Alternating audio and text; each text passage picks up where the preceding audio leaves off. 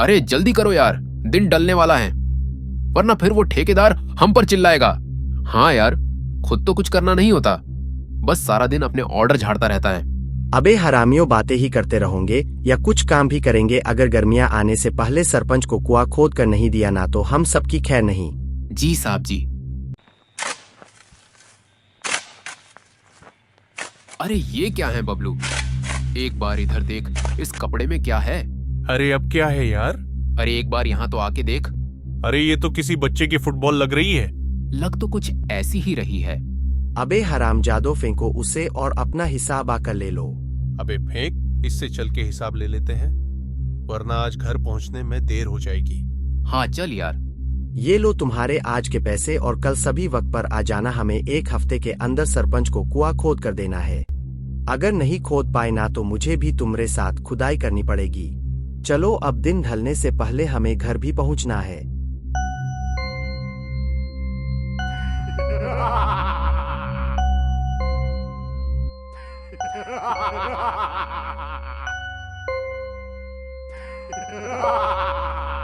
ठेकेदार के साथ सभी लोग अपने अपने घर की ओर जा रहे होते हैं, लेकिन बल्लू को खबर तक नहीं थी कि उसने कितनी बड़ी गलती की है। ठेकेदार और रामू काका अपने अपने घर की ओर रवाना हो जाते हैं और बल्लू और बबलू अपने घर पहुंच जाते हैं। तभी बबलू बल्लू से कहता है, अरे बल्लू, ये तेरे हाथ पे खून कैसे आया? अरे ये कब लगा मेरे हाथ पर? तू एक काम कर, तू खाना बनाने की तैयारी कर, मैं अभी इसको साफ करके आता हूँ। हाँ जल्दी आ, वैसे भी आज रोटी तुझे ही बनानी है। अरे हाँ हाँ ठीक है। अबे क्या सोच रहा है, खाना नहीं खाना क्या? यार मैं ये सोच रहा हूँ कि मेरे हाथ पर वो खून आया कैसे, क्योंकि मुझे ऐसा लगता है कि कहीं खून उस फुटबॉल पर तो नहीं था। कौन सी फुटबॉल? वो जो हमें गुफा में मिली थी लाल रंग की, उसी की बात कर रहा है क्या तू? हाँ वही, उसी की बात कर रहा हूँ मैं। पता नहीं यार, मैंने तो ध्यान ही नहीं दिया था। और वैसे भी मुझे लगता है कि तू ज्यादा सोच रहा है, वरना रामू काका या ठेकेदार को भी तो खून दिखता। हाँ यार, मुझे लगता है तू सही कह रहा है। वही तो, चल अब खाना खा के जल्दी सो जाते हैं, वरना कल सुबह फिर उस ठेकेदार की बकवास सुननी पड़ेगी। बल्लू और बबलू दोनों खाना खा के सो जाते हैं, पर वे दोनों इस बात से बिल्कुल अनजान होते हैं कि उन्होंने कई सालों से सोए हुए प्रेत को अब दोबारा नींद से जागा दिया है।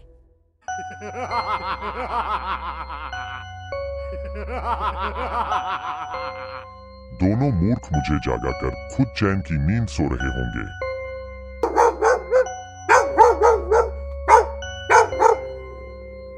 बहुत सालों से मैंने कुछ खाया नहीं, पहले कुछ खा लिया जाए।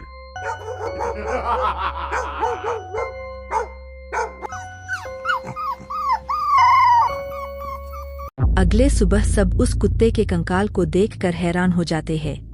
अरे चाचा, ये किसने किया? पता नहीं बेटा, हम सब इसी बारे में बात कर रहे हैं। इतना तो मैं दावे के साथ कह सकता हूँ कि ये काम किसी जानवर का नहीं है। हाँ ये बात तो है, भला इतनी सफाई से कौन सा जानवर मांस निकाल सकता है? अरे अब जो हो गया सो हो गया, तुम लोग इससे जंगल ले जाओ और जाकर दफन कराओ। चल बल्लू, हमें पहले ही देर हो रही है। हाँ चल चल। नमस्कार सेठ जी। हाँ हाँ नमस्ते नमस्ते। अब जल्दी से नीचे जाकर काम करो, रामू भी नीचे ही है। प्रणाम रामू काका। अरे बच्चों आ गए तुम। अरे बल्लू, मैंने सुना तुम्हारे गांव में कोई जंगली जानवर घुस आया है। पता नहीं काका, हमें तो इस बारे में कोई जानकारी नहीं। आपको किसने बताया? अरे आज जब मैं तुम्हारे गांव से आ रहा था तो सब लोग बातें कर रहे थे कि किसी जंगली जानवर ने एक बेजुबान कुत्ते को मार डाला है। हाँ काका, बात तो सब ये ही कर रहे थे, पर अब पता नहीं वो काम किसी जंगली जानवर का है या किसी शिकारी का। अरे हरामखोरो, तुम्हें क्या मैं बात करने के पैसे देता हूँ? जल्दी काम पर लगो, वरना मुझसे बुरा कोई नहीं होगा। तुझसे बुरा कोई है भी नहीं बुड्ढे। क्या कहा तुम्हें? जल्दी काम शुरू करो। उसके बाद सब लोग अपने अपने काम पर लग जाते हैं और काम खत्म करने के बाद सब लंच करने बैठ जाते हैं। तभी ठेकेदार उनके पास आकर कहता है, तुम सब मेरी बातें अब ध्यान से सुनो। परसों मुझे गांव के सरपंच के पास जाना है। इस कुएं के सिलसिले में कुछ बात करनी है और तुम्हारी बाकी की बची हुई दिहाड़ी भी लानी है। इसलिए मैं चाहता हूं कि तुम में से कोई परसों जल्दी आकर कुएं का मुआयना करके खुदाई जल्दी शुरू कर दे। आपकी बात बिल्कुल सही है सेठ जी, पर मैं और बल्लू घर पर अकेले रहते हैं और हमें खाना बनाने से लेकर घर के सभी काम करने होते हैं। हमारा तो मुश्किल है। तो फिर ठीक है रामू, अब तुम्हें ही जल्दी आना होगा परसों। मुझे कोई आपत्ति नहीं है, मालिक जैसे आप कहे। उसके बाद सब अपनी अपनी दिहाड़ी लेकर घर की ओर निकल जाते हैं। अरे चाचा, इस वक्त गोरी के साथ कहाँ जा रहे हो? अरे कुछ खास नहीं बेटा, बस पास वाले गांव में कुछ सामान देने जा रहा हूँ। ठीक है चाचा, आराम से जाना और अंधेरा होने से पहले लौट आना। हाँ बिल्कुल बेटा, तो चलो फिर मैं चलता हूँ। ठीक है चाचा। भाई तू मान या मत मान, पर कहीं ना कहीं कुछ तो गड़बड़ है। हाँ यार, अब तो मुझे भी कुछ ऐसा ही लगता है। पहले तेरा हाथ पर वो खून और आज सुबह उस बेजुबान जानवर की लाश होना हो, कुछ तो गड़बड़ है। हाँ, पर कुछ समझ नहीं आ रहा। हम कर भी तो क्या ही सकते हैं। खैर, मुझे लग रही बहुत जोर से भूख में खाना बनाने जा रहा हूँ। बल्लू और बबलू को संकेत तो मिल गया था कि कुछ गड़बड़ तो है, पर सच्चाई उनकी आंखों से परे थी, इसलिए दोनों भाई खाना खाकर सो जाते हैं।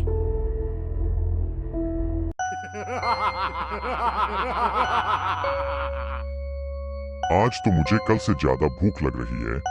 आज भी कुछ स्वादिष्ट मांस खाने को मिल जाए तो मजा ही आ जाएगा। ओहो गोरी, आज फिर हमें देर हो गई। अब तक तो घर पर सब सो भी चुके होंगे। चलो अब थोड़ा जल्दी जल्दी चलते हैं, वरना पहुँचते पहुँचते सुबह हो जाएगी।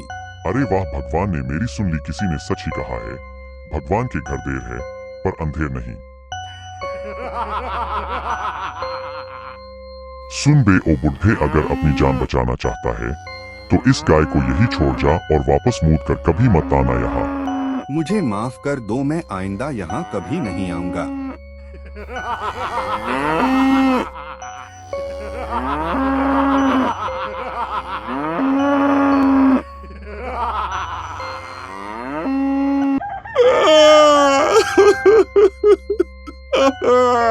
अरे मैं लुट गया, बर्बाद हो गया। देखो गांव वालों, उस हैवान ने मेरी गोरी के साथ क्या किया। अरे चाचा, ये कैसे हुआ? आप तो कल शाम को दूसरे शहर गए थे ना, कुछ सामान देने, पर ये सब कैसे हुआ? अरे पूछ मत बेटा, ये सब उस हैवान सर कटे भूत का काम है। सर कटा भूत ये कौन है चाचा, और आया कहाँ से है? वो सब तो मैं नहीं जानता, पर इतना समझ चुका हूँ कि कल उस कुत्ते की मौत का कारण भी वही सरकटा भूत है। और अगर हमने इससे जल्दी नहीं रोका तो धीरे धीरे सभी जानवरों और इस गांव के लोगों के लिए एक बड़ा खतरा बन जाएगा। क्या हुआ बच्चों, ये सब किसने किया? पता नहीं, बाबा चाचा कह रहे हैं ये काम किसी सरकटे भूत का है, पर हम ये नहीं जानते हैं कि वो कहाँ से आया है और ये सब क्यों कर रहा है। हरि ओम हरि ओम। देखो बेटा, मेरी बात ध्यान से सुनना। अक्सर हम अपनी जिंदगी में कुछ ऐसी गलतियां कर देते हैं जिनका हमें आभास नहीं होता, चाहे वो गलती हमने जाने अनजाने में की हो या जानबूझकर। मैं कुछ समझा नहीं बाबा। कुछ खास नहीं, मैं बस इतना ही बोल रहा हूँ कि इस गांव वालों को और चौकन्ना होने की जरूरत है। अच्छा, तो अब मैं चलता हूँ। और तुम सब क्या चाचा का मुंह देख रहे हो? चलो जाकर चाचा की मदद करो गोरी को दफनाने में। अरे रामू काका, गजब हो गया। अरे ऐसा क्या हो गया जो तुम इतनी तेज भाग कर आ रहे हो? अरे काका, क्या आप जानते नहीं, अभी चाचा की गाय को किसी सरकटे भूत ने मार डाला। अरे क्या बहकी बहकी बातें कर रहे हो तुम बल्लू? सुबह सुबह होश में तो हो। अरे काका, मैं सच बोल रहा हूँ। हाँ काका, और ये घटना कल रात की है। हे भगवान, अभी और क्या क्या देखना बाकी है? पर वो सरकटा भूत यूं बेजुबान जानवर को आखिर क्यों मार रहा है? यही बात तो नहीं समझ आ रही काका। पहले वो कुत्ता और अब गौरी। क्या आप कुछ जानते हैं काका इस बारे में? मैं तो नहीं जानता, पर तुम्हारे गांव के बाहर एक कब्रिस्तान के पास एक साधु रहते हैं। उन्हें लोग स्वामी जी के नाम भी जानते हैं। वो शायद तुम्हें इस बारे कुछ बता सके। ठीक है काका, फिर तो मैं और बबलू कल वहाँ जरूर जाएंगे। अरे बेटा, ऐसे नहीं, कुर्सी पर बैठकर बातें करो, ऐसे तो तुम्हारे पैर दुख जाएंगे। निकमो, जल्दी से काम शुरू करो, कल मुझे सरपंच के पास भी जाना है। यार, मैं तो भूत से कम इस ठेकेदार से ज्यादा परेशान हूँ। उसके बाद सब अपने अपने काम लग जाते हैं। उसके कुछ देर बाद बबलू बल्लू से कहता है, अरे यार बल्लू, पर कल हम स्वामी जी के पास कैसे जाएंगे? क्यों, कल ऐसा क्या है? अरे याद नहीं, कल ठेकेदार को सरपंच के पास जाना है और रामू काका को भी कल सुबह जल्दी आकर यहाँ खुदाई करनी है। अगर कल हम स्वामी जी के पास जाएंगे तो काका अकेले कैसे इतना काम कर पाएंगे? हाँ यार बबलू, कह तो तू सही ही रहा है। कोई बात नहीं, घर जाकर हम इस बारे में सोचेंगे। जाने से पहले मैं तुम्हें दोबारा याद दिलाना चाहता हूँ कि कल मैं सरपंच के पास जा रहा हूँ। तो रामू, कल तुम्हें जल्दी आने पड़ेगा और कल तुम तीनों को ही मिलके यहाँ का सारा काम देखना है। जी हाँ, जी हाँ, पता मालिक। है। उसके बाद सब अपने घर की ओर रवाना हो जाते हैं। हाँ भाई, फिर क्या सोचा है कल का? यार अब क्या बताऊं, हमारे पास कोई चारा है भी तो नहीं। क्यों ना हम परसों चले उस स्वामी जी के पास। हाँ यार, हमें परसों ही जाना चाहिए, क्योंकि मुझे रामू काका को ऐसे अकेले छोड़कर बिल्कुल नहीं जाया जाएगा। अरे भगवान, सुनती हो, कल मुझे खुदाई के लिए कुएं पर जल्दी जाना है, क्योंकि सेठ जी कल नहीं आएंगे। पर कल सेठ जी कुएं पर क्यों नहीं आएंगे? अरे कल उनको सरपंच जी के पास कुछ जरूरी काम से जाना, इसलिए उन्होंने मुझे आदेश दिया है कि कल कुएं पर जल्दी चले जाना। अच्छा जी। हाँ, इसलिए कल तुम मुझे सुबह 5 बजे उठा देना। अरे पहले आप सो तो जाइए। हाँ हाँ, मैं बस अभी सोने ही जा रहा हूँ। उसके बाद सभी लोग खाना खाकर सो जाते हैं।